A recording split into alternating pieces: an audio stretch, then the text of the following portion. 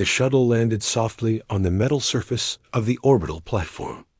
Its human pilot, Alex, stepped out into the hum of machinery and the strange, pulsating lights that bathed the station in an alien glow. He had been sent to deliver crucial supplies to the royal sector of the planet Vera, a world dominated by a young, ambitious alien monarchy. He had heard stories of their temperaments, their pride, and their tendency to underestimate humans. Yet he did not mind. Humans had endured far harsher places than this. And Alex was confident in his own resilience. The palace loomed ahead, sleek and vertical, its architecture unlike anything on Earth. Towers of reflective metal and crystal reached skyward, catching the light of Vera's twin suns. Guards flanked every entrance, their uniforms a mix of shimmering fabric and metallic plating. Alex noticed the way their elongated limbs moved with a fluidity that seemed almost otherworldly. He had encountered aliens before, but Verans were something else entirely. A young royal, barely 19 according to the planetary records, greeted him at the landing platform. She was tall, with a regal posture, her eyes reflecting a sharp intelligence that immediately put him on alert. She introduced herself with a formal bow, her voice melodic yet tinged with arrogance. "You are the human they sent?"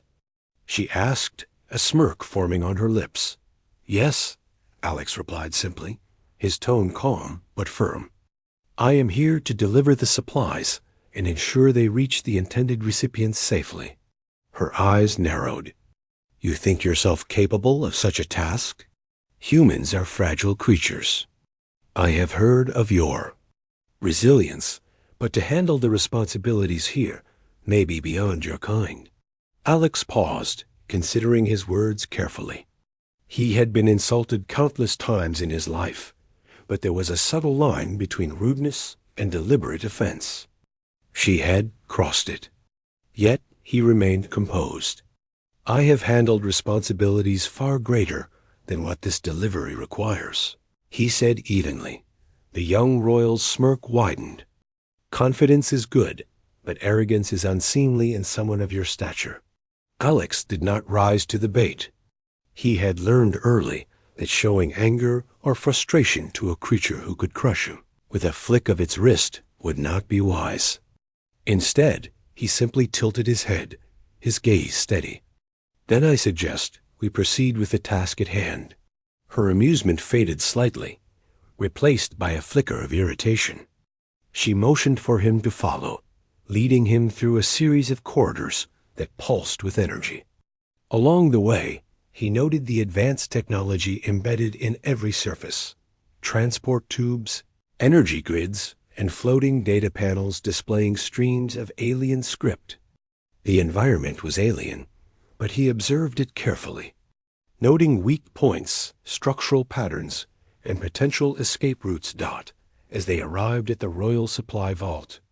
She gestured for him to begin the inspection. He moved deliberately, checking each crate and container with methodical precision. When he reached the final crate, he noticed a small, unmarked panel on its side. Curious, he tapped it, triggering a hidden compartment that revealed a strange, crystalline device. "Interesting," he murmured, more to himself than to her. This was not listed in the shipment manifest.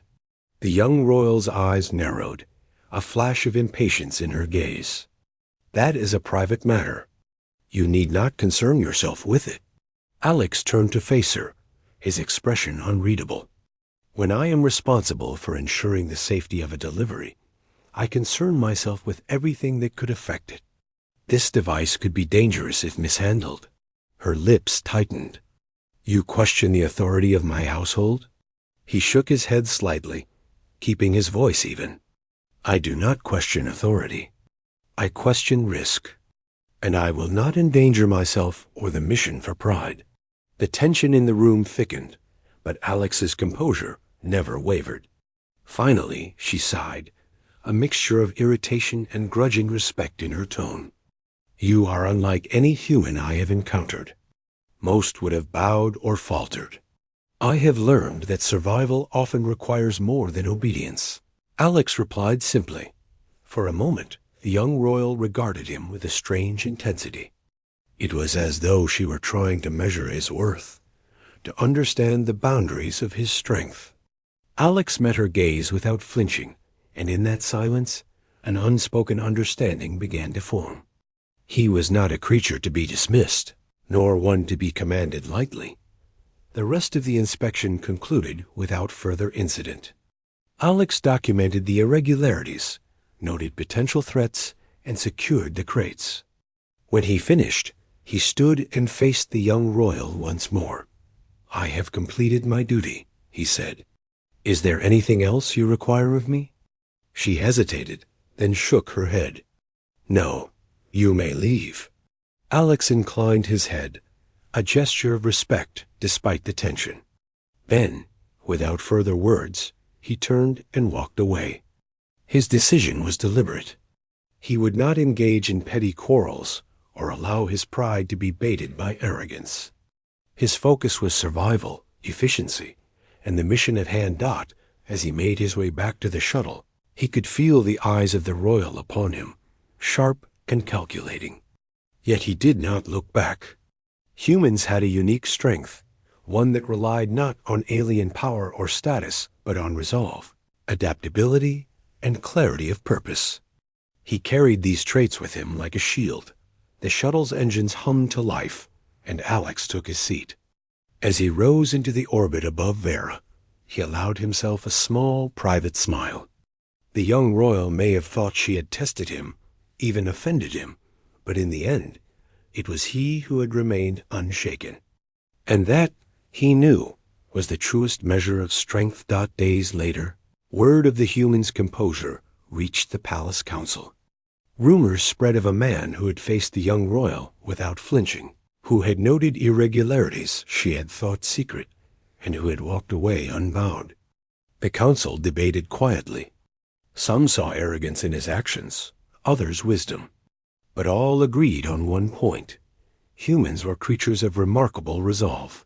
The young royal, meanwhile, found herself reflecting on the encounter more often than she cared to admit. The human had not obeyed, nor had he yielded. And yet, there was no insult, no open challenge to her authority. He had simply acted according to his principles, and in doing so, he had earned a form of respect she could not deny. In the weeks that followed, Alex continued his work across Vera, delivering supplies, training local personnel, and navigating the complex politics of the planet. Everywhere he went, he carried the quiet confidence of someone who knew his limits and his worth. He did not seek recognition, yet it found him nonetheless. One evening, as he prepared for departure from a minor orbital outpost, the young royal appeared before him once more. She did not speak at first, only observing him with that same sharp, calculating gaze. Then, after a moment, she said, "You are leaving so soon?" "I have obligations elsewhere," Alex replied calmly. "The mission continues." She nodded slowly, a hint of admiration in her expression. Most humans would have cowered, obeyed, or faltered. You did none of these things. Alex inclined his head. Humans endure. That is our nature. I do not see offense as a path to action unless it threatens the task at hand. She studied him for a long moment, as though weighing his words, his demeanor, and the quiet authority he carried. Finally, she spoke again, softer this time. "Perhaps you are not like the others we have known. Perhaps your kind has more to teach than I realized." He gave a small, polite nod, choosing not to elaborate. Words could be misleading. Actions revealed true character. As he boarded his shuttle and rose into the black expanse of space, Alex thought of the young royal and her planet. He did not feel triumph, nor did he feel anger. He felt the quiet satisfaction of one who had remained true to himself, who had navigated a world not built for him without compromise to his principles. In the end, it was not the offense of the young royal that defined the encounter, but the calm clarity with which he met it. And somewhere in the palace, the young royal knew, without admitting it aloud, that she had witnessed something rare. A human who could walk away from a fence, yet leave a lasting impression stronger than any word of anger or pride. And so the story of Alex spread quietly among the corridors of Vera, whispered by those who had observed his deeds. He had not conquered with weapons, nor with cunning. He had simply acted with integrity, patience, and unshakable resolve. And in a world of unpredictable alien politics that proved more powerful than any force the young royal could wield, Alex's journey continued, across worlds, through battles, negotiations, and the strange expanse of space. Yet the lesson remained. Humans endured, not because they sought glory, but because they held fast to their principles. And that endurance, that quiet strength, would echo across the stars long after words had faded.